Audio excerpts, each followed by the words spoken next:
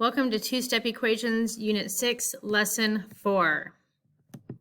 Our target statement is today I will utilize models for two-step equations and apply inverse operations so I can solve for the variable. I'll know I have it when I can justify my answer using substitution. So our first example is we're utilizing this model with the algebraic tiles to help us solve for the equation. So this is the model right here. We have what we saw yesterday, which is the tiles that equal x, and I put the x on them to help you. And then we have the squares that equal your numbers.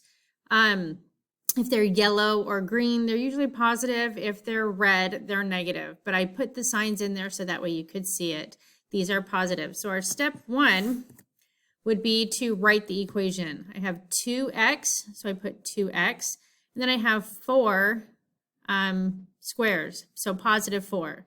So 2x, positive 4. I bring my equal sign down, and then I have 3 over here.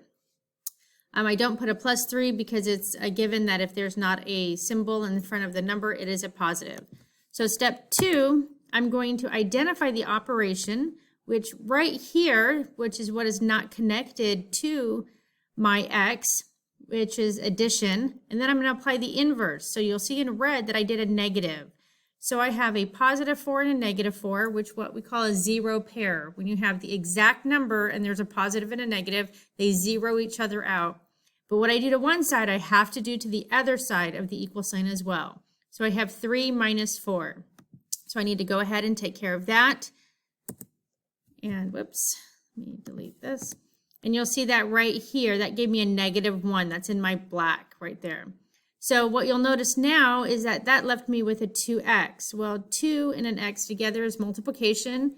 So we identify the operation that's happening, which is multiplication. Then we apply the inverse operation, which is division. So I'm taking the 2x and I'm dividing it by 2.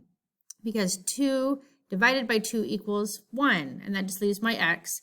What I do to one side, I have to do to the other side. So -1 divided by 2. That's what I'm doing right there. And that leaves me with x, which is -1/2. That's my answer. So x equals -1/2.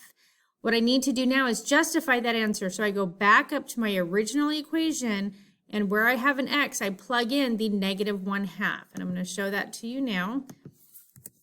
So right here we have 2, and then where the x is, because it's being multiplied, I stick it in parentheses to help you see it better, -1/2, and then I bring down my positive 4, and I bring down my 3. When I work this out, 2 times -1/2 gives me a -1.